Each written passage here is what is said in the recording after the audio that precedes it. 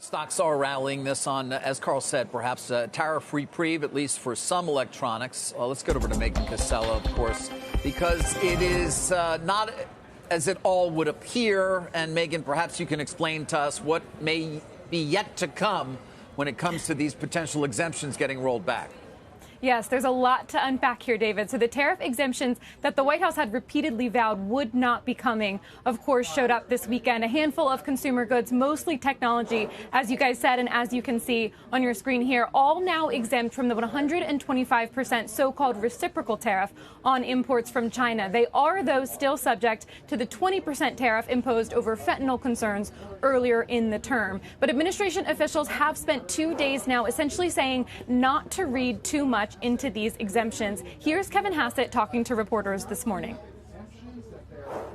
Pretty much everything's going to be covered. The question is which law applies. And so if it's something that has a national security effect on things, so if we buy it from some other country, then we might be unprepared in time of war if they were to turn off that thing, then that's going to be in a 232 bucket. But then we've got the reciprocal bucket, which is kind of most everything else. So Hassett and other officials are doing a few things here. They are first trying to knock down any criticism that the president is backing down in his tariff fight by carving out these items. They're also highlighting that 20% tariff still applies, and they are emphasizing that more tariffs on these goods may still be coming. Remember, guys, we've talked about this, but certain goods were always excluded from the reciprocal tariffs. Copper, lumber, semiconductors, and pharmaceuticals all on that list because the White House has long been looking at imposing national security tariffs under what's known as Section 232 on those items. Phones and computers were not initially on that list, but a White House official just this morning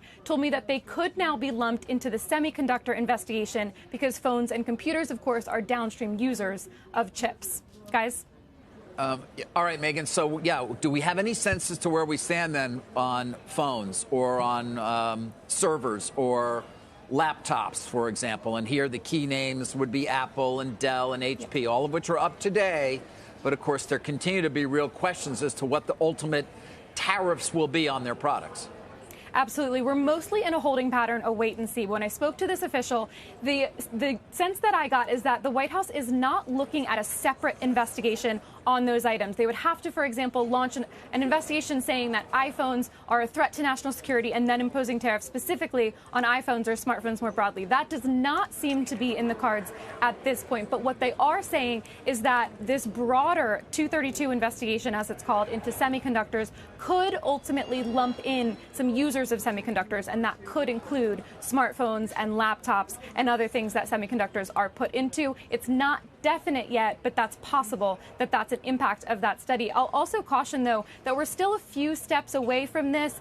The White House and the Commerce Department specifically will have to formally launch an investigation, notify Congress, likely have a public comment period, and then rule that they are imposing tariffs. So we're still a few steps away from that. But I will say I am told that even though the president has not signed an executive order formally launching that investigation yet, that the Commerce Department informally has sort of started the groundwork. So they could move quite quickly once that EO is signed. Megan, I'm curious how we square some of these national security studies with the International Emergency Economic Powers Act, which the administration has used to unleash that blanket 10% tariff. How are those two things different? Is there overlap? How do we think about the authority here? That's a great question. The main thing to know is that IEPA, the International Economic Emergency Powers Act, as you just said, that had, before this term, never been used to impose tariffs before. So this is something different. The Section 232, as it's known, national security investigation, the reason that they would go through this process, and as I just said, it's several steps and it takes a lot longer, the reason they would do that is because this administration believes that would set these tariffs more in stone. The IEPA tariffs potentially could be negotiated away. They can be legally challenged. They could be removed by the next president quite easily. They believe that going through Section 232 gives them more permanence. That's why they would go that route. Interesting. Megan, thank you so much. Megan Cassella there.